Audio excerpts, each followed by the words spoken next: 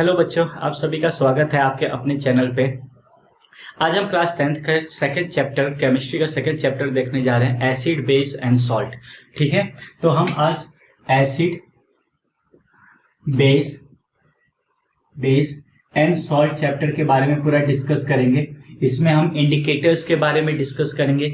Metal के साथ react होता है एसिड या बेस तो क्या फॉर्मेशन करवाता है, ठीक है, या मेटल हाइड्रोजन कार्बोनेट है, तो ये सारा हम डिटेल देखेंगे। फिर पीएच वैल्यू के बारे में भी डिस्कस करेंगे। तो चलिए शुरू करते हैं। देखें, अगर हमें जानना हो कि एसिड और बेस क्या होता है तो हमें पता है क्या, हमारे पास जो इंस्ट्रूमेंट जितने भी खाने पीने वाली चीजें हैं या तो वो एसिडिक होती हैं, बेस होता है, नहीं तो न्यूट्रल होता है। ठीक है, तो एसिड क्या होता है, जिस चीज में भी हाइड्रोजन H+ आयंस की कंसंट्रेशन रहती है उसको हम एसिड कहते हैं। ठीक है, एसिड दो तरह के होते हैं, एक स्ट्रॉन्ग एसिड और वीक एसिड। स्ट्रॉन्ग एसिड और वीक एसिड। स्ट्रॉन्ग एसिड क्या होता है, जैसे आपका HCl हो गया, HCl H2SO4, ये सब क्या है, स्ट्रॉन्ग एसिड में आता है। ठीक है, HCl H2SO4 सल्फ्यूरिक एसिड, ये सब आपका क्या है, स्ट्रॉन्ग एसिड है। क्योंकि यहाँ पे जो H+ आयंस है, ये जो H+ आयंस है ये हाई कंसंट्रेशन में होता है, तो इसकी वजह से ये क्या होता है, स्ट्रॉन्ग एसिड। वीक एसिड में आपका जैसे विनेगर होता है। ठीक है, विनेगर हो गया, फॉर्मिक एसिड हो गया। फॉर्मिक एसिड क्या होता है, जब हम चींटी उटी कुछ काटता है हमें तो वहां पे देखते हो फूलन टाइप का हो जाता है, फूल जाता है, तो वो कहलाता है क्या, वीक एसिड। ठीक है, तो जैसे चींटी काटता है तो उसको हम कहते हैं फॉर्मिक एसिड। ठीक है, फॉर्मिक एसिड, तो फॉर्मिक एसिड HCOOH, तो ये हमारा क्या है, वीक एसिड। या लैक्टिक एसिड हो गया, जो भी हमारा इसमें कर्ड में एसिड होता है वो क्या होता है, लैक्टिक एसिड होता है, वो क्या होता है, वीक एसिड होता है। ठीक है, तो दो तरह के एसिड होते हैं। उसी तरह से बेस में क्या होता है, OH आयंस माइनस आयंस होते हैं। ठीक है, यानी जिसमें भी OH माइनस होगा वो कहलाता है बेस। जैसे कि आपका होता है NaOH, सोडियम हाइड्रोक्साइड, ये स्ट्रॉन्ग में आता है, स्ट्रॉन्ग बेस में। ठीक, तो NaOH, KOH, तो ये सब क्या हो गया, आपका बेस के फॉर्म में आता है। तो एसिड और बेस में क्या होता है, OH माइनस आयंस, एसिड में क्या होता है, H+ आयंस। अब इस पे हम डिस्कस करते हैं और भी चीजें देखते हैं। पहले इंडिकेटर्स के बारे में कि कैसे हम इंडिकेट कर सकते हैं कि कोई भी चीज एसिड है या बेस है। ठीक है, तो आइए देखते हैं। अब हम इंडिकेटर्स देखते हैं। पहले देखिए, दो तरह के इंडिकेटर्स होते हैं। एक होता है जो कलर के चेंजेस करते हैं, ठीक है, और दूसरा होता है ओल्फैक्टरी। ओल्फैक्टरी मतलब स्मेल चेंजेस हो सकती हैं। ठीक है, तो पहले हम कलर के बेसिस पे देखते हैं कि किसमें कलर चेंज हो जाता है। ओके, कलर चेंज हो जाता है। अब देखिए, बहुत तरह के नेचुरल्स भी होते हैं और आपका सिंथेटिक भी होता है। तो नेचुरल्स में आपको जैसे पढ़ना है, सबसे कॉमन होता है जैसे लिटमस, आपने इसको पहले की क्लासेस में भी देखा होगा। लिटमस क्या होता है, एक्चुअली लीचेन प्लांट से बना होता है। ठीक है, it is a form of the algae and the fungi. ठीक है, तो ये लीचेन प्लांट से निकलता है लिटमस का बेसिक जो वर्क होता है, जैसे कि अगर आप किसी एसिड में डालते हो, और यहाँ मैं बेस कर देता हूँ, तो एक्चुअली होता क्या है, ब्लू लिटमस को ये रेड में चेंज कर देता है। तो ये किस कलर में चेंज हो जाता है, रेड कलर में चेंज हो जाता है। बेस किस में चेंज हो जाता है, रेड लिटमस को वो ब्लू कलर में चेंज कर देता है। ठीक है, तो ये हो गया कलर के बेस पे सबसे बेसिक। ठीक है, फिर आप अपने घर में एक्सपेरिमेंट कर सकते हो टर्मरिक के बेस पे। टर्मरिक सभी के घर में है। ठीक है, टर्मरिक ये येलो कलर का होता है। अगर इस पे अगर आप एसिड डालते हो, एसिड में कोई भी चीज आप ले सकते हो। ठीक है, जैसे आप ये लेमन ले सकते हो, एक्सपेरिमेंट कर सकते हो। ठीक है, लेमन डालोगे तो उसमें कोई कलर चेंज नहीं होगा, दैट मीन्स वो येलो ही रह जाएगा। टर्मरिक आपका येलो कलर का ही, इसको हम नो चेंज भी लिखते हैं। ठीक है, तो कोई चेंजेस नहीं होगा। दूसरा, लेकिन जब बेस डालते हो, अब बेस में आप क्या कर सकते हो, जैसे आप हल्दी ले लिए टर्मरिक, उसके ऊपर आप सबसे कॉमन होता है सोप वाटर। ठीक है, आप ये एक्सपेरिमेंट देख सकते हो, सोप वाटर डालते हो तो वो आप रेडिश ब्राउन कलर में चेंज हो जाता है। ठीक है, तो रेडिश ब्राउन कलर में चेंज हो जाता है बेस, जब इसके ऊपर बेस लगाते हैं। तो ये हो गया टर्मरिक। उसके बाद आता है आपका रेड कैबेज। आपने लाल कलर का देखा होगा कैबेज, ठीक है। तो रेड कैबेज में एक्चुअली होता क्या है, जब ये इस पे एसिड डालते हो रेड कैबेज में तो ये रेड में ही रहता है, ठीक है, रेड कलर ही रहता है। लेकिन जब इसके ऊपर बेस डाला जाता है तो वो किस में चेंज हो जाता है, ग्रीन कलर में चेंज हो जाता है, ठीक है। तो इस तरह से बहुत सारी चीजें आप कर सकते हो। लिटमस आप पेपर ले लेते हो मार्केट में, तो वहां पे आप एक्सपेरिमेंट कर सकते हो। टर्मरिक आप अपने घर में भी कर सकते हो। तो यहाँ पे जब एसिड डालते हो तो कोई भी चेंज नहीं होता है, और इसमें क्या होता है, रेडिश ब्राउन कलर में चेंज हो जाता है। उसी तरह से रेड कैबेज लोगे तो रेड कलर में रहता है जो उसके लीव्स है, ठीक है, और अगर बेस डालते हो तो ग्रीन कलर में चेंज हो जाता है, ठीक। तो ये हो गए कुछ कलर्स के चेंजेस के ऊपर। और ये इंडिकेटर्स क्या है, नेचुरल इंडिकेटर्स है, ठीक है, नेचुरल इंडिकेटर्स। अब हम यहाँ पे दो सिंथेटिक इंडिकेटर को देखते हैं। सिंथेटिक मतलब मैनमेड इंडिकेटर्स, जिनको हम, ऐसे तो बहुत सारे हैं लेकिन हमें सिर्फ बुक में दो ही के बारे में पढ़ना है। तो फिनॉल पैथेलिन के बारे में और मिथाइल ऑरेंज के बारे में। फिनॉल पैथेलिन जो इनिशियल स्टेज होता है इसका कलरलेस होता है, ठीक है, कोई भी कलर नहीं होता है। दैट मीन्स इसमें जब आप एसिड डालते हो, यानी इसमें कुछ बूंद एसिड के डालते हो तो ये क्या रहता है, कलरलेस ही रहता है, ठीक है। तो इसमें कोई भी चेंज नहीं होता है, कलरलेस रह जाता है।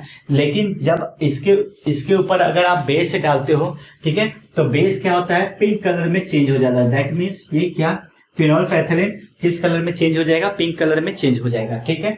मिथाइल ऑरेंज की बात करते हैं। कलर में अगर इनिशियल कलर तो ऑरेंज, नाम में ही है ऑरेंज, ठीक है।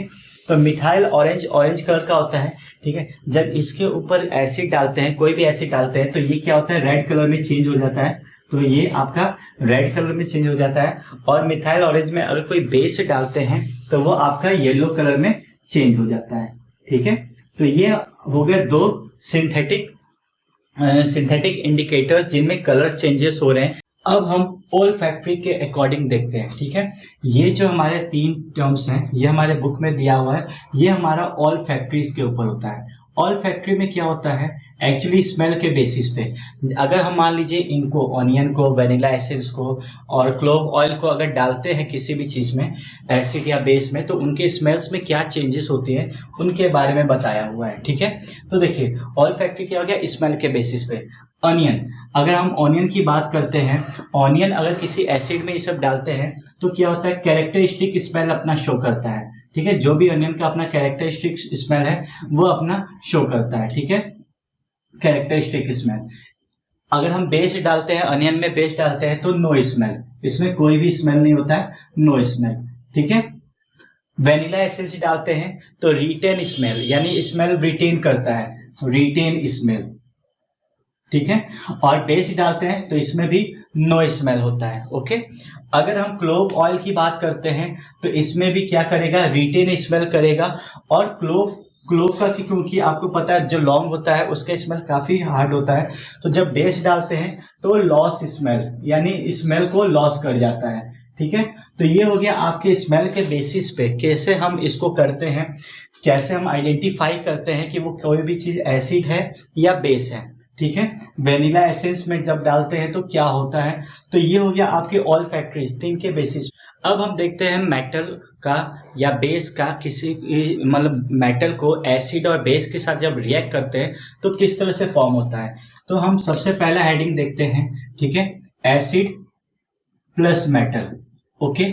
तो आपको एग्जाम्पल्स दिए होंगे। देखिए जब भी आपको कोई रिएक्शन देता है और अगर समझ नहीं आता है कि हम कौन सा एसिड लेके चले, सबसे बेस्ट है आपका HCl लेके चलो, वहां से आप अपने रिएक्शन को आप आइडेंटिफाई कर सकते हो। और यहाँ पे क्या क्या बनता है उनके बारे में हम अभी देखते हैं, ठीक है। तो एसिड मेटल के साथ, तो मान लीजिए अगर आप कोई एसिड लेते हैं जिसमें से जैसे HCl हाइड्रोक्लोरिक एसिड, उसमें एक मेटल में आप जिंक ले लेते हो, ठीक है, जिंक। कॉपर हमने नहीं लिया, क्यों, क्योंकि कॉपर क्या होता है, लेस रिएक्टिव होता है, ये मैंने पहले चैप्टर में ही बताया हुआ है। तो यहाँ पे हमने जैसे जिंक के कुछ ग्रेन्यूल्स लिए, छोटे छोटे टुकड़े लिए, ठीक है।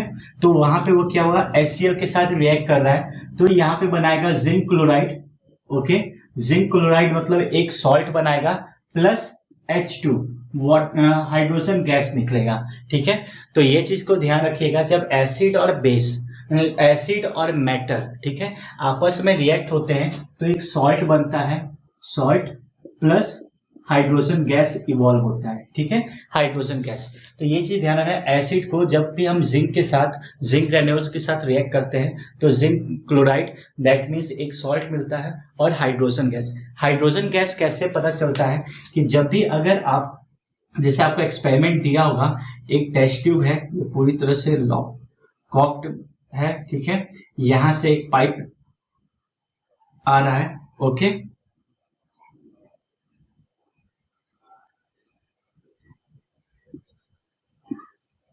ठीक। अब देखिए दो तरीके हैं यहाँ पे, जैसे जिंक ग्रेन्यूल्स हैं, ठीक है, ये हमारा जिंक ग्रेन्यूल्स है और इसमें HCl मिक्स है, ठीक है, डाइल्यूट HCl है।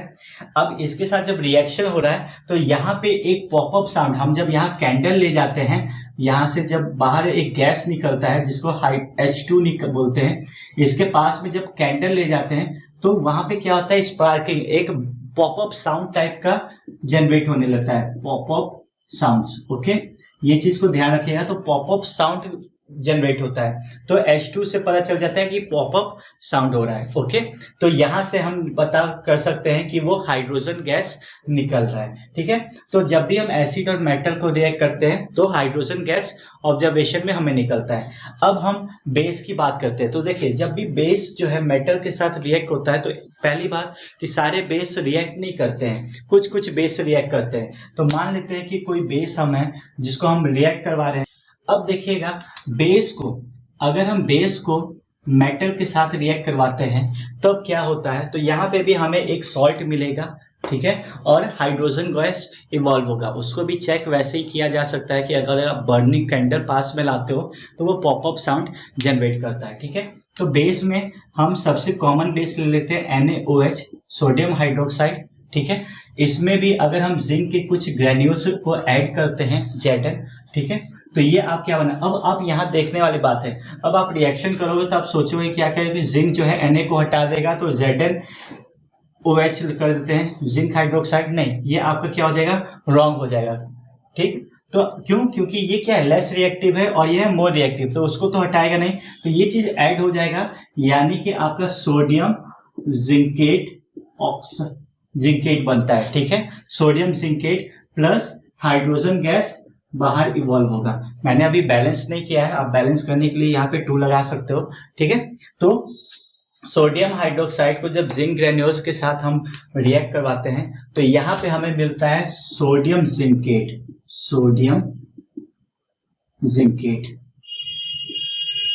ठीक है, प्लस हाइड्रोजन गैस, ठीक है। ये भी अगेन वही बात, हाइड्रोजन गैस कैसे हो जाएगा, पॉपअप साउंड से हमें पता चलेगा कि हाइड्रोजन गैस इवॉल्व हो रहा है।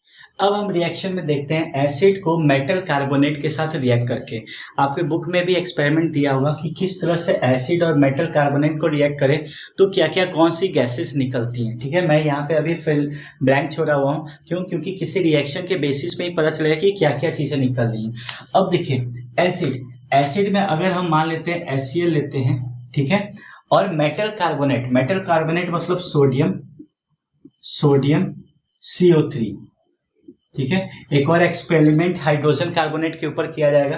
अब देखिए HCl, एसिड के साथ मेटल कार्बोनेट को जब रिएक्ट करते हैं तो हमारा तो एक तो सॉल्ट बनेगा, ठीक है, वो बनेगा क्या, NaCl, sodium chloride, okay, plus CO2 carbon dioxide gas निकलेगा, CO2 कार्बन डाइऑक्साइड गैस निकलेगा, प्लस H2O वाटर निकलता है, ठीक है। तो ये चीज ध्यान रखिएगा कि जब भी एसिड को मेटल कार्बोनेट के साथ अगर रिएक्ट करते हैं तो एक सॉल्ट मिलता है, ओके, फिर कार्बन डाइऑक्साइड और फिर H2O, दैट मीन्स यहाँ पे हम लिख देंगे salt plus carbon dioxide plus H2O। अगर दूसरा रिएक्शन, अगर यही सेम चीज एसिड को मेटल हाइड्रोजन कार्बोनेट के साथ किया जाए, यानी कि HCl plus metal hydrogen carbonate CO3, ठीक है, तब ये रिएक्शन क्या करेगा, अगर एसिड है तो ऑब्वियस है कि यहाँ Cl जो होगा सोडियम के साथ रिएक्ट करेगा तो NaCl बनाएगा, NaCl, ओके, फिर कार्बन डाइऑक्साइड निकलेगा CO2 प्लस वाटर। तो अगर आप रिएक्ट करते हो मेटल कार्बोनेट के साथ या मेटल हाइड्रोजन कार्बोनेट के साथ, तभी आपका एक प्रोडक्ट जो बनेगा वो सॉल्ट बनेगा, कार्बन डाइऑक्साइड बनेगा और वाटर बनेगा। ठीक है, तो इस तरह से आपको याद रखना है, दोनों मेटल कार्बोनेट में भी और मेटल हाइड्रोजन कार्बोनेट में। अब इस एक्सपेरिमेंट में चेक किया जाता है कि कार्बन डाइऑक्साइड कैसे निकल रहा है। ठीक है, इसके बेसिस पे क्वेश्चंस भी आता है। ठीक है, कि कैसे ऑब्जर्वेशन में पता चला कि कार्बन डाइऑक्साइड, तो इसको लाइम वाटर के साथ अगर पास करवाया जाता है, CO2 को लाइम वाटर में पास करवाते हैं, तो वो आपको एक नया फॉर्मेशन है। जैसे लाइम वाटर क्या हो जाएगा, कैल्शियम हाइड्रोक्साइड। ओके, इसमें अगर आप कार्बन डाइऑक्साइड को पास करवाते हो, ठीक है, तो ये आपको बनता है कैल्शियम कार्बोनेट, CaCO3। ये वाइट प्रेसिपिटेट होता है। ठीक, वाइट प्रेसिपिटेट, तो एक उसमें इनसॉल्युबल फॉर्म होने जाएगा जिसको हम कहते हैं वाइट प्रेसिपिटेट। ठीक है, CaCO3, और इसमें फर्दर CO2 अगर हम पास करवाते हैं तो थोड़ी देर में ये जो लाइम वाटर है यानी वाइट प्रेसिपिटेट है वो खत्म हो जाता है। ठीक है, तो ये चीज का ऑब्जर्वेशन को ध्यान रखना है। इसका रिएक्शन मैं अभी आगे फर्दर करता हूं। तो आपको बस मेन याद रखना है कि एसिड को किसी भी मेटल कार्बोनेट के साथ रिएक्ट करते हैं तो ये फॉर्मेशन होता है। अब बेस का क्या, अगर बेस को हम मेटल कार्बोनेट के साथ रिएक्ट करवाते हैं या हाइड्रोजन कार्बोनेट के साथ तो रिएक्शन नहीं होता है, तो नो रिएक्शन होता है उसमें। ठीक है, तो बेस के साथ नहीं है, यानी बेस को अगर आप मेटल कार्बोनेट के साथ रिएक्ट करवाते हो तो वो रिएक्शन ही नहीं होगा। ठीक है, ये चीज का ध्यान रखिएगा। ठीक है, तो ये हो गया। अब इस पे हम एक फर्दर इक्वेशंस, अब हम इसी का फर्दर ऑब्जर्वेशन देखते हैं जो कि एसिड और मेटल कार्बोनेट का था, जैसे मैंने यहाँ पे लिखा था। ठीक है, अब देखिए क्या बोल रहा है कि अगर आप कार्बन डाइऑक्साइड को पास करवाते हैं लाइम वाटर में यानी कैल्शियम हाइड्रोक्साइड में, तो क्या होता है, वाइट प्रेसिपिटेट फॉर्म होता है। ठीक है, वो क्या है, calcium carbonate, okay, plus water H2O, water main हमारा ये है, तो ये क्या होगा, वाइट प्रेसिपिटेट फॉर्म करेगा। ओके, अब फर्दर इसमें और भी अगर आप CO2 को पास करवाते हो तो थोड़ी देर बाद वो जो मिल्कीनेस है वो डिसअपियर हो जाता है, खत्म हो जाता है, वापस अपने स्टेज में चला जाता है। यानी कैल्शियम कार्बोनेट में अगर फर्दर आप CO2 पास करवा रहे हो और पास करवा रहे हो, ठीक है, प्लस H2O पास करवा रहे हो, तो फर्दर क्या हो जाता है, कैल्शियम हाइड्रोजन कार्बोनेट। ठीक है, और यहाँ पे क्या होता है, मिल्कीनेस डिसअपियर, खत्म हो जाता है। मिल्कीनेस जो भी है आपका वो क्या होता है, धीरे धीरे खत्म हो जाता है। तो ये हो जाता है CaHCO3। ठीक है, तो मिल्कीनेस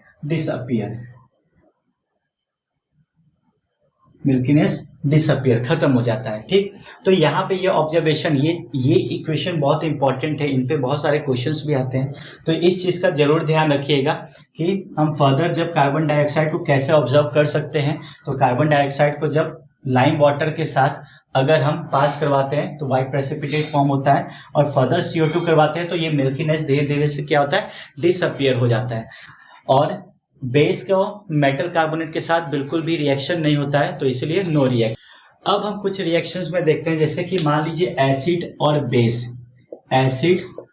बेस जब रिएक्ट होता है तो क्या बनता है। तो देखिए एसिड और बेस जब रिएक्ट होता है तो वो सॉल्ट बनता है, और सॉल्ट का नेचर डिपेंड करता है कि वो एसिडिक होगा, बेस होगा या न्यूट्रलाइज होगा। अब देखिए सॉल्ट प्लस वाटर H2O निकलता है। ठीक है, अभी देखिए मान लीजिए अगर आप स्ट्रॉन्ग एसिड लेते हो, स्ट्रॉन्ग एसिड और वीक बेस को रिएक्ट करवाते हो, तो आपका सॉल्ट तो बनेगा, बट उसका नेचर क्या होगा, एसिडिक नेचर होगा। ठीक है, तो सॉल्ट क्या हो जाएगा, एसिडिक नेचर। ठीक है, अगर मान लीजिए स्ट्रॉन्ग एसिड और स्ट्रॉन्ग बेस भी होगा, तो यहाँ पे आपका क्या होगा, न्यूट्रलाइज सॉल्ट बनेगा। ओके, तो इसमें कोई भी अगर वीक हुआ और स्ट्रॉन्ग, अब यहाँ पे देखिए मान लीजिए वीक एसिड हमने लिया, वीक एसिड में फॉर्मिक एसिड या विनेगर कुछ भी लिया, और प्लस स्ट्रॉन्ग बेस, तो यहाँ पे जो सॉल्ट बनेगा उसका नेचर क्या हो जाएगा, आपका बेसिक नेचर हो जाएगा। ठीक है, तो बेसिक सॉल्ट बनेगा। तो इस तरह से आपके बहुत सारे फॉर्म होते हैं। अब जैसे हम एक एग्जांपल ले लेते हैं कि क्या क्या फॉर्म होगा। जैसे मान लीजिए आप लेते हो एसिड में क्या, HCl, ठीक है, HCl लेते हो। फिर अगर आप बेस लेते हो NaOH, दोनों स्ट्रॉन्ग है, ये स्ट्रॉन्ग एसिड है, ये स्ट्रॉन्ग बेस है। तो यहाँ पे एक सॉल्ट बनेगा, वो सॉल्ट क्या होगा, यहाँ सोडियम जो होगा क्लोरीन के साथ हो जाएगा रिएक्ट, तो NaCl होगा, ठीक है, प्लस यहाँ पे OH और H बच गया तो H2O। यही चीज मैंने बताया था कि एसिड और बेस को क्या है, जब रिएक्ट करते हैं तो सॉल्ट बनता है। सॉल्ट का नेचर डिपेंड करता है कि वो क्या होगा, न्यूट्रल होगा। न्यूट्रल कब होगा, न्यूट्रलाइज फॉर्म कब होगा न्यूट्रल, जब अगर एसिड और बेस दोनों या तो स्ट्रांग हो या तो दोनों वीक हो, ठीक है, तब वहां पे न्यूट्रल सॉल्ट बनेगा। और एसिडिक सॉल्ट तब होगा जब एसिड क्या होगा, स्ट्रांग होगा, और वीक क्या होगा, बेस क्या होगा, वीक होगा। तो ये आपका रिएक्शन बनता है एसिड और बेस का। अब हम रिएक्शन देखते हैं। कोई भी अगर मेटेलिक ऑक्साइड है उसको एसिड के साथ रिएक्ट करते हैं तो क्या फॉर्मेशन होता है, या नॉन मेटेलिक ऑक्साइड है उसको बेस के साथ रिएक्ट करते हैं। अब आप सोचोगे कि इसको एसिड के साथ क्यों क्योंकि देखो मेटेलिक ऑक्साइड जो होता है वो बेसिक नेचर का होता है, यानी बेस प्लस एसिड, और नॉन मेटेलिक ऑक्साइड जो होता है वो एसिडिक नेचर का होता है। तो मान लीजिए मेटेलिक ऑक्साइड में हम कुछ भी लेते हैं, कैल्शियम ऑक्साइड CaO, ठीक है, कैल्शियम ऑक्साइड को जब एसिड के साथ रिएक्ट करवाते हैं यानी HCl के साथ रिएक्ट करवाते हैं तो वो फॉर्म करता है, आपका एक सॉल्ट फॉर्म करेगा। सॉल्ट में क्या होगा, कैल्शियम क्लोराइड CaCl2 हो जाएगा, प्लस, ठीक है, प्लस H2O, यहाँ पे 2 आप लगा देना तो H2O हो जाएगा, ठीक है। तो कैल्शियम यहाँ पे मेटेलिक ऑक्साइड को जब एसिड के साथ, तो ये इसका नेचर क्या हो गया, बेसिक नेचर, ठीक है, बेस का नेचर हो गया, ठीक है, और एसिड के साथ रिएक्ट किया तो कैल्शियम क्लोराइड और वाटर हुआ। अब नॉन मेटेलिक ऑक्साइड हो जाए, नॉन मेटेलिक ऑक्साइड और एक बेस हो जाए, तो आपको जो रिएक्शन है वो मेन आपका है कि मान लीजिए नॉन मेटेलिक ऑक्साइड यानी कार्बन डाइऑक्साइड को लेते हैं, ठीक है, CO2, अगर इसको कैल्शियम हाइड्रोक्साइड के साथ रिएक्ट करवाते हैं CaOH2 के साथ, ठीक है, तो फर्दर क्या बनेगा, ये एक बनेगा calcium carbonate CaCO3, okay, plus बच क्या क्या आया, हाइड्रोजन बच गया, तो यहाँ पे H2O बचेगा, ठीक है। तो ये तो आपने यहाँ पे देख लिया कि जब नॉन मेटेलिक ऑक्साइड को यानी कार्बन डाइऑक्साइड को किसी के साथ रिएक्ट करवा रहे हैं, किसी बेस के साथ, कैल्शियम हाइड्रोक्साइड के साथ, तो वो क्या बना रहा है, CaCO3 और प्लस वाटर बना रहा है। अब हम एसिड बेस में pH स्केल के बारे में देखते हैं, ठीक है। देखिए एसिड और बेस में जो pH स्केल है वो काफी इंपॉर्टेंट टॉपिक बन जाता है, इसके ऊपर न्यूमेरिकल्स भी आते हैं, ठीक। तो देखिए क्या होता है कि pH मतलब पावर ऑफ हाइड्रोजन, यानी कि हाइड्रोजन आयंस जो भी है, power of hydrogen ions H+ ions, okay. तो ये क्या है, तो जब भी H+ आयंस की कंसंट्रेशन ज्यादा होती है तो उसकी pH वैल्यू कम होती है। That means pH of any acid और बेस, यानी किसी भी एसिड या बेस का pH जो है वो इनवर्सली प्रोपोर्शनल होता है H+ आयंस के, यानी कंसंट्रेशन ऑफ H+ आयंस, ठीक है, उसके इनवर्सली प्रोपोर्शनल होता है pH, यानी जिसका pH ज्यादा उसका H+ कंसंट्रेशन कम, ठीक है। अब देखिए अब होता क्या है, मान लीजिए 0 से लेके 14 तक वैल्यूज होती हैं और बीच में एक 7 होता है फॉर द न्यूट्रल के लिए, ओके, न्यूट्रल। और जैसे आप pH वैल्यू 0 से लेके 7 के करीब में आने लगता है तो वहां पे क्या होता है, एसिड हो जाता है, एसिड, और 7 से लेके 14 की तरफ मूव करने लगता है तो वो आपका बेस होता है।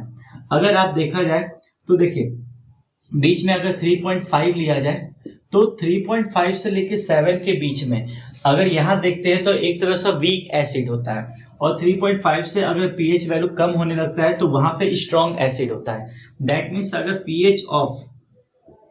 अगर किसी की pH वैल्यू 1 है, ठीक है, pH वैल्यू 1 है, तो इसका मतलब कि H+ आयन जो होता है वो हाईली कंसंट्रेटेड होगा, यानी H+ आयन जो होगा वो हाईली कंसंट्रेटेड, ठीक है, और जिसकी पीएच वैल्यू ज्यादा, तो ये क्या होगा, एसिडिक ज्यादा, ये ज्यादा एसिड होगा एज कम्पेयर टू अदर्स।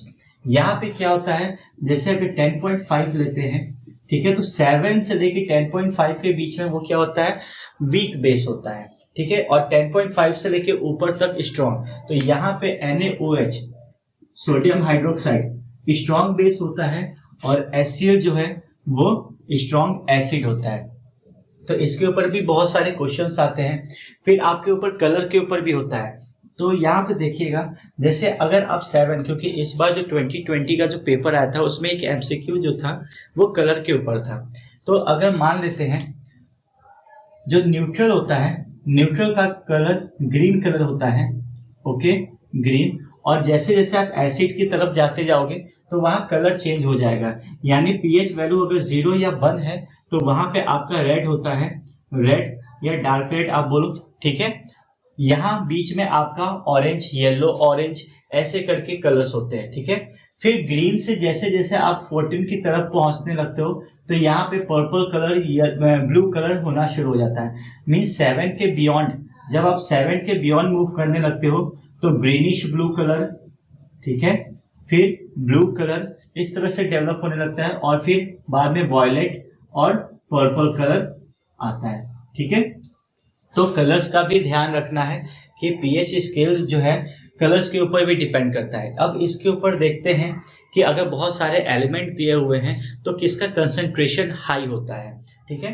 तो इतना समझ में आया कि जिसका पीएच स्केल 7 होता है वो न्यूट्रल होता है, और जैसे जैसे 7 से अगर कम होने लगता है पीएच स्केल तो एसिडिक मीडियम बढ़ने लगता है, ठीक। अब जैसे हमारे सामने एक क्वेश्चन है, यहाँ पे देखिए 5 एलिमेंट्स हैं, ठीक है, और 5 के अलग अलग पीएच वैल्यूज दिए हुए हैं। रैंडमली कुछ भी पीएच वैल्यू उठाया गया है। अब उनके ऊपर कुछ भी क्वेश्चंस हैं, ठीक है। जैसे पूछ रहा है इसमें क्या कि वीक एसिड कौन सा होगा, स्ट्रॉन्ग एसिड और वीक एसिड। तो मैंने पहले ही बताया था कि जितना नियर रहेगा 0 के करीब में वो स्ट्रॉन्ग एसिड होते जाएगा। तो अगर आप यहाँ पे देखें तो 2 तरह एसिड है, एक D और C, ठीक है। तो यहाँ पे इसकी पीएच वैल्यू 2 है और इसकी पीएच वैल्यू 4 है। तो इसका मतलब क्या हो गया, ये हाईली H+ आयंस होगा। दैट मीन्स ये एसिडिक मीडियम इसका ज्यादा होगा और इसका क्या होगा, कम होगा। तो ये हमारे अगर एसिड की बात करें तो वीक एसिड में क्या हो जाएगा, C। एलिमेंट कौन सा, C हो जाएगा। न्यूट्रल, न्यूट्रल में हमें वैल्यू पता है क्या होता है, 7 होता है। जैसे वाटर हमारा क्या है, न्यूट्रल होता है, ठीक। तो यहाँ पे तो B एलिमेंट क्या है हमारा, न्यूट्रल है, तो इसका आंसर हो जाएगा B।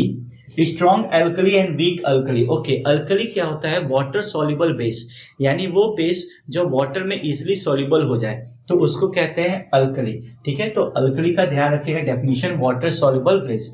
अब स्ट्रॉन्ग और वीक की बात हो रही है। मैंने आपको पहले भी कहा है कि 14 के करीब में, ठीक है, जैसे जैसे 14 to near by pH scale पहुंचने लगता है तो वो क्या होता है, स्ट्रॉन्ग एल्कली होने लगता है, और वीक जो होता है वो कम होता है। तो देखिए अगर आप यहाँ पे देखते हो तो 13 एलिमेंट E की बात करते हैं तो 13 इसका क्या हो गया, पीएच स्केल हो गया। तो ये क्या हो जाएगा, स्ट्रॉन्ग एल्कली, यानी E। इसका आंसर हो जाएगा E, ठीक। वीक अल्कली की बात कर रहा है तो वीक अल्कली इसमें क्या हो जाएगा, तो हमारे पता है कि 7 के ऊपर होना चाहिए, तो 9 है, ओके, 9। और ये क्या हो जाएगा, वीक अल्कली, तो यहाँ पे हो जाएगा आंसर A, ठीक है। तो ये हो गया। D के बारे में अगर बात किया जाए तो D हमारा क्या हो जाएगा, स्ट्रॉन्ग एसिड, ठीक है, क्योंकि यहाँ पे 2 और 4 है, ये दोनों एसिड मीडियम है, ये ज्यादा स्ट्रॉन्ग एसिड है। लास्ट क्वेश्चन है, इस तरह का क्वेश्चन बहुत आता है, arrange increasing order of H+ ions. H+ ion के इंक्रीजिंग ऑर्डर होना चाहिए, यानी कि H+ जो सबसे कम होगा कंसंट्रेशन वो। तो आप ध्यान रखिएगा, मैंने पहले बताया कि pH is inversely proportional to H+ ions, यानी कि जिसका अगर हमें ये कम निकालना है यानी pH वैल्यू क्या होनी चाहिए, ज्यादा होनी चाहिए। तो यहाँ पे सबसे ज्यादा pH वैल्यू किसकी है, E की, ठीक है। तो इसकी pH वैल्यू सबसे ज्यादा यानी H+ आयन सबसे कम, ठीक है। अब किसी कम हो गई A की, तो A, ओके, वो अब किसका ज्यादा है, तो इससे कम कौन सा हो, न्यूट्रल, B, फिर कौन सा, C, और सबसे ज्यादा एसिडिक कौन सा हो जाएगा, D। यानी कि D एलिमेंट का क्या हो जाएगा, H+ आयन सबसे ज्यादा हो जाएगा। तो इस तरह से हम अरेंज करते हैं increasing order of H+ ions. यहाँ पे फिर मैं एक बार बताता हूँ कि देखिए अगर न्यूट्रल 7 है, 0 है, तो यहाँ पे जैसे जैसे आप 0 के नियर बाय में पीएच स्केल बढ़ते जाएगा तो H प्लस आयंस इंक्रीज होते जाएगा, ठीक है।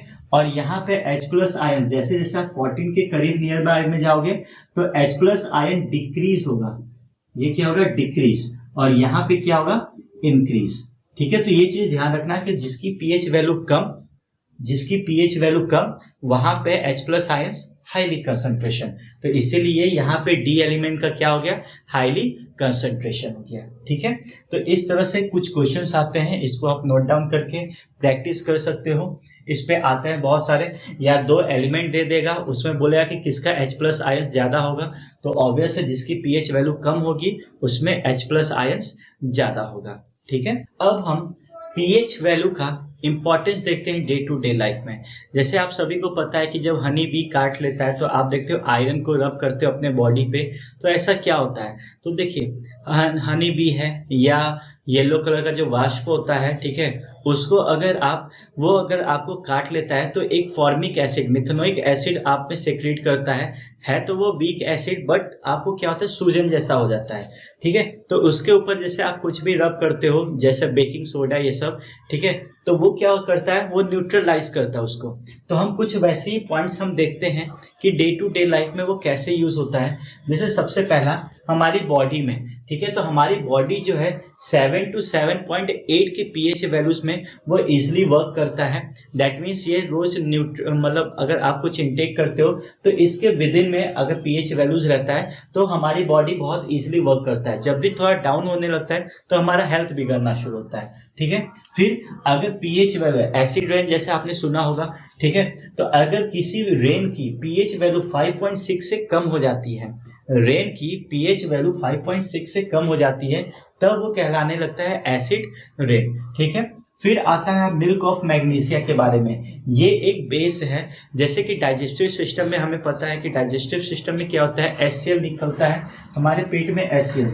अगर हम ऑयली फूड खाते हैं तो एक्चुअली होता क्या है, वहाँ पे गैस्ट्रिक मीडियम बनाना शुरू करता है, ठीक है।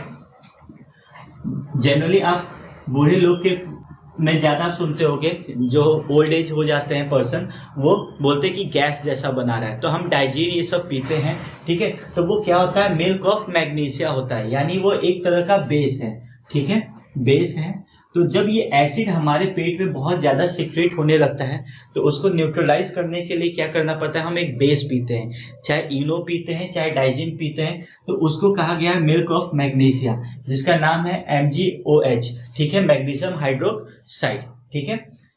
अब यहाँ टूथ डिके की बात आती है। हमें पता है कि हम रात को ब्रश करके सोते हैं, सोना चाहिए, हमें पता है, सुबह उठते हैं तो ब्रश करते हैं, तो ब्रश क्यों किया जाता है, तो एक्चुअली हमारा टूथपेस्ट क्या होता है, बेस होता है। जब हम रात को कुछ खाते हैं कुछ भी चीज़, तो वो उसमें क्या होता है, स्टार्च होता है, शुगर होता है, ठीक। शुगर क्या करता है, हमारे टूथ को एसिडिक मीडियम बनाना शुरू करता है, और वो एसिडिक मीडियम अगर 5.5 के नीचे जाना शुरू कर देता है तो वहाँ पे हमारा जो टूथ है, दांत है, वो खराब होना शुरू हो जाता है, तो टूथ डिके। तो हम क्या करते हैं, टूथपेस्ट यूज करते हैं, टूथपेस्ट, ठीक है, टूथपेस्ट यूज करते हैं। टूथपेस्ट हमारा क्या है, बेस है, बेस। तो ये क्या करता है, इस एसिडिक मीडियम को न्यूट्रलाइज करना शुरू कर देता है, ठीक है। तो हम टूथपेस्ट यूज करते हैं एज अ बेस।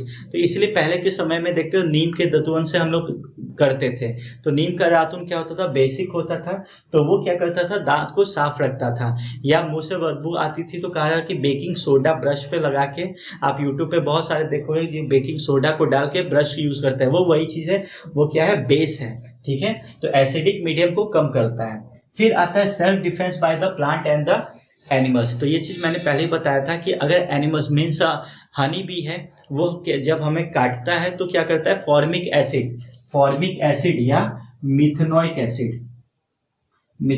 एसिड, ठीक है, एसिड सेक्रेट करता है हमारी बॉडी में, ठीक, वहां पे सूजन होने लगता है। तो प्लांट भी करता है और एनिमल्स भी करता है। प्लांट में नेटर प्लांट होता है, नेटर प्लांट, इसके जो भी लीव्स होते हैं वो थोड़ा से कांटेदार होते हैं, वो क्या करता है, जैसे हमें चुभता है तो वो सिक्रीट करता है मिथेनोइक एसिड को हमारे बॉडी में, ठीक है, और वहां पे हमें सूजन होती है। तो ये कुछ इंपॉर्टेंट चीजें हैं जो हमारे डे टू डे लाइफ में यूज होता है। तो please milk of magnesia, tooth decay, इन सब के बारे में थोड़ा सा नॉलेज रखिएगा और बुक में दिया हुआ है तो इनको याद रखने की कोशिश करिएगा। अब हम कुछ कॉमन सॉल्ट को देखते हैं जो हमें बुक्स में पढ़ना है और डे टू डे लाइफ में बहुत इंपॉर्टेंट है। जैसे यहाँ पे आपके कुछ कॉमन सॉल्ट है और हमें पता है कि कॉमन सॉल्ट कैसे बनते हैं। सॉल्ट जब एसिड और बेस आपस में रिएक्ट करता है तो न्यूट्रलाइज सॉल्ट होता है, ठीक है। अगर स्ट्रॉन्ग एसिड यूज हो रहा है, मैंने पहले बताया कि स्ट्रॉन्ग एसिड यूज हो रहा है और वीक बेस, तब आपका जो सॉल्ट भी है वो एसिडिक मीडियम का होता है, ठीक। तो यहाँ पे कुछ सॉल्ट के बारे में है। पहला जैसे NaOH, सोडियम हाइड्रोक्साइड के बारे में, कैल्शियम ऑक्सीक्लोराइड, ठीक है, ये आपका क्या है, ब्लीचिंग पाउडर, ठीक है, जो हम वाटर को साफ करने के लिए ये सब यूज करते हैं, वो हो गया ब्लीचिंग पाउडर, ठीक है। फिर ये आपका बेकिंग सोडा, ठीक है, बेकिंग सोडा। फिर ये आपका हो जाएगा, फिर आपका ये हो जाएगा वॉशिंग सोडा, ठीक है, वॉशिंग सोडा। और फिर POP, प्लास्टर ऑफ पेरिस के बारे में। तो इनके बारे में हमें एक एक करके पढ़ना है। तो चलिए हम देखते हैं एक एक करके। जैसे सबसे पहले सोडियम हाइड्रोक्साइड, ये बनाया कैसे जाता है।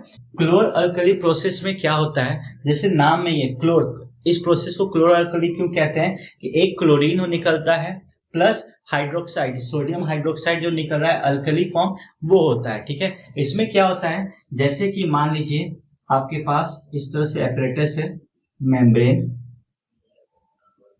एनोड, कैथोड, यहां से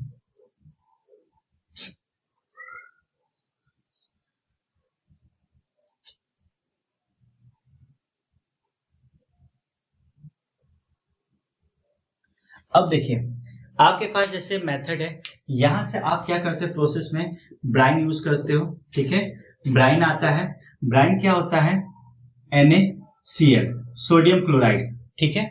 ब्राइन को फॉर्मुलेट किया जाता है, यहाँ पे आप देखो क्या है, H2O, वाटर, ठीक है, वाटर।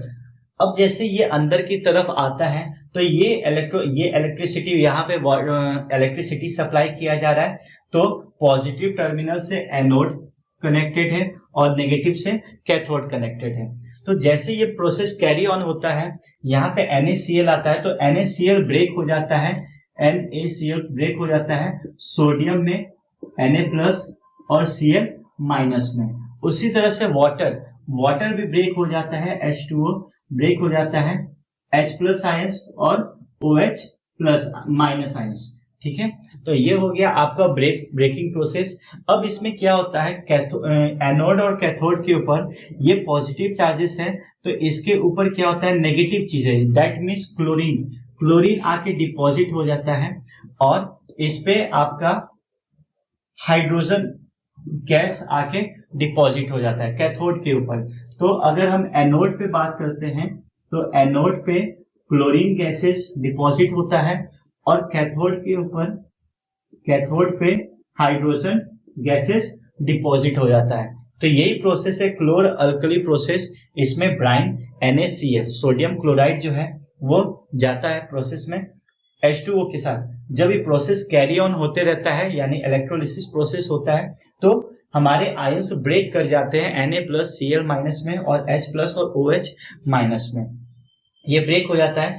फिर क्या होता है, यहाँ पे एनोड के ऊपर क्लोरीन और कैथोड के ऊपर H+ आयंस डिपॉजिट हो जाता है और यहाँ से हमारा NaOH, सोडियम हाइड्रोक्साइड बाहर चला आता है, ठीक है। यहाँ पे हमारा सोडियम हाइड्रोक्साइड बाहर चलाता है। तो इसी प्रोसेस को कहा जाता है क्लोर अल्कली, दैट मीन्स क्लोरीन भी निकला और अल्कली NaOH भी निकला। इसके हमारे डे टू डे लाइफ में बहुत यूजेस हैं। अब हम दूसरा ब्लीचिंग पाउडर देखते हैं कि ब्लीचिंग पाउडर कैसे बनता है। हमने NaOH को बारे में देख लिया, ठीक है, सोडियम हाइड्रोक्साइड। ब्लीचिंग पाउडर में क्या होता है, अगर आप कैल्शियम हाइड्रोक्साइड लेते हो, ठीक है, कैल्शियम हाइड्रोक्साइड, उसमें क्लोरीन के साथ रिएक्शन करवाते हो, ठीक, तो वो आपका फॉर्म करेगा कैल्शियम ऑक्सीक्लोराइड, ठीक है, कैल्शियम ऑक्सीक्लोराइड प्लस H2O बाहर निकल जाएगा, ठीक है, वाटर। तो यही आपका क्या है, ब्लीचिंग पाउडर, ठीक है। ब्लीचिंग पाउडर जो है वो वाटर साफ करने में काम आता है। और आप शर्ट वर्ट लेते हो तो देखते हो उस पर लिखा है डू नॉट ब्लीच, ठीक है, क्यों, क्योंकि वो कलर को फेड कर देता है, तो ये कलर फेड करने में भी यूज होता है। तो बेसिकली इसको याद रखिएगा, removal of the hardness of water, ठीक है, और वाटर क्लीनिंग करने के लिए, वाटर क्लीनिंग के लिए यूज होता है, ठीक है। तो ये हो गया ब्लीचिंग पाउडर। अब हम बात करते हैं बेकिंग सोडा के बारे में। अब हम बेकिंग सोडा के बारे में देखते हैं। बेकिंग सोडा क्या होता है, अगर हम कॉमन सॉल्ट लेते हैं NaCl, इसको water H2O, carbon dioxide CO2 और NH3 एमोनिया के प्रेजेंस में अगर इनमें हम रिएक्ट करवाते हैं, ठीक है, तो इनमें कुछ कंपोनेंट्स बनते हैं। वो प्रोडक्ट क्या है, एक तो आपका सबसे पहले बेकिंग सोडा बनेगा, ठीक है, NaHCO3, ठीक है, बेकिंग सोडा। और देखिए बेकिंग सोडा का जो केमिकल नेम है वो सोडियम हाइड्रोजन कार्बोनेट, ठीक है, तो सोडियम हाइड्रोजन कार्बोनेट इसका नाम है। तो ये बेकिंग सोडा बना, बेकिंग सोडा, बेकिंग सोडा, ठीक है। और उसके बाद फिर आपका बनता है NH4Cl, ठीक है, तो NH4Cl। तो यहाँ पे हमें बेकिंग सोडा मेन चाहिए था। अगर बेकिंग सोडा में एक एसिड मिलाते हैं जिसका नाम है टार्ट्रिक एसिड, तब वो जाके आपका बनता है बेकिंग पाउडर, ठीक है। तो ये पूछता है बेकिंग पाउडर और सोडा में डिफरेंस पूछता है। तो याद रखिएगा बेकिंग सोडा क्या होता है, इनिशियल स्टेज होता है, और इसके बाद अगर हम बेकिंग सोडा में एक एसिड मिलाते हैं, दैट इज टार्ट्रिक एसिड, तो वो बनता है आपका बेकिंग पाउडर। तो बेकिंग पाउडर बनने के लिए, बेकिंग पाउडर के लिए याद रखिएगा, बेकिंग पाउडर के लिए बेकिंग सोडा यानी NaHCO3, ठीक है, इसमें हम एसिड मिलाते हैं। एसिड क्या है, टार्ट्रिक एसिड, ठीक है, टार्टरिक एसिड। तब ये आपका बनता है क्या, बेकिंग पाउडर, ठीक है, बेकिंग पाउडर। तो ये चीज को ध्यान रखिएगा। तो कभी कभी एमसीक्यूज ये सब में आता है कि बेकिंग सोडा में हम क्या मिलाते हैं या कौन सी इंग्रेडिएंट्स होती हैं। तो baking soda plus tartaric acid, तब जाके बेकिंग पाउडर बनता है, ठीक। अब इसका अगर यूज है तो यूज बहुत सारे हैं। एक तो फायर एक्सटिंग्विशर में यूज होता है, ठीक है, फायर एक्सटिंग्विशर, आपका वो जो फायर एक्सटिंग्विशर देखते हो उसमें ये यूज होता है, ठीक है। फिर आपको ये खाने में यूज होता है, हम केक बनाने के लिए, पेस्ट्रीज बनाने के लिए बेकिंग पाउडर का यूज करते हैं, ठीक है। तो इसके बहुत सारे यूजेस हैं। एंटासिड्स में भी यूज किया जाता है, दैट मीन्स अगर आपके पेट में कुछ खराबी हो गया, गैस वैस बना रहा है, तो उसकी जगह पे आप ये यूज कर सकते हो। ऐसा टूथपेस्ट में ये मिला के भी यूज किया जा सकता है, टूथ डिके से ये बचाता है।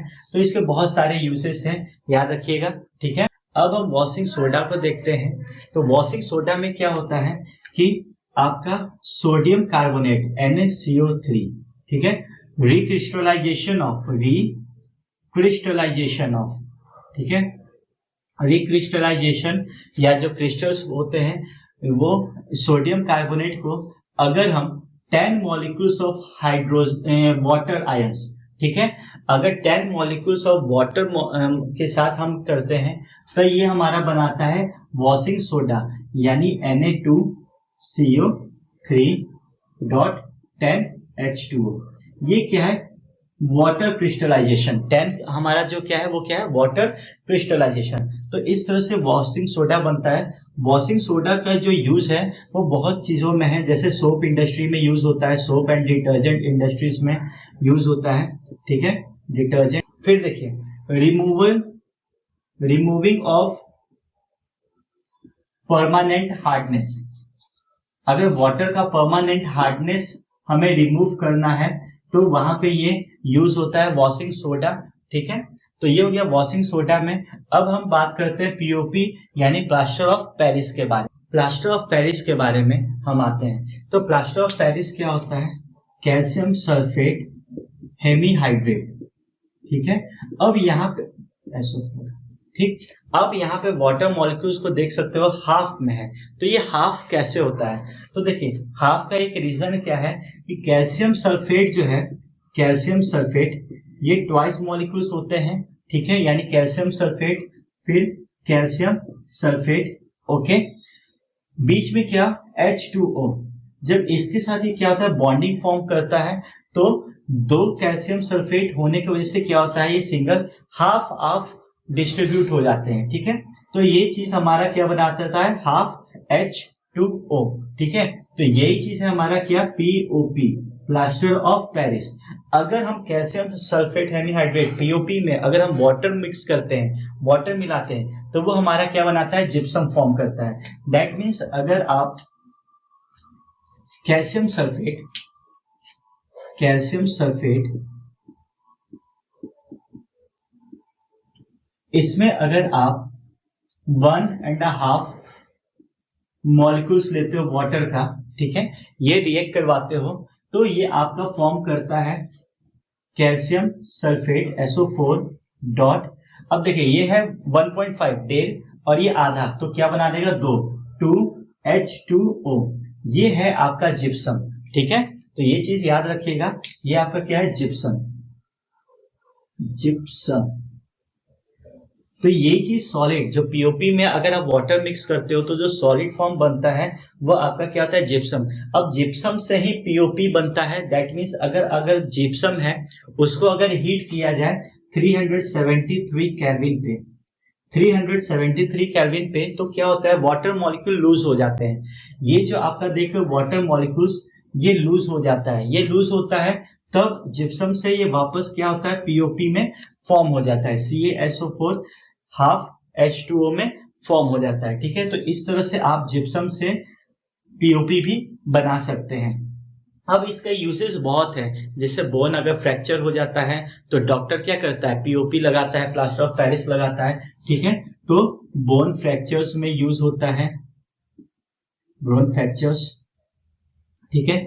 दूसरा डेकोरेशन में यूज होता है, दैट मीन्स बहुत सारे डेकोरेटिव मॉन्यूमेंट्स ये सब भी बनाए जाते हैं, तो डेकोरेशन में भी यूज होता है, डेकोरेशंस में यूज होते हैं, ठीक। फिर बहुत सारे छोटे छोटे आपको जो भगवान के जो मूर्ति आते हैं, ठीक है, वो सारे चीज बनाए जाते हैं।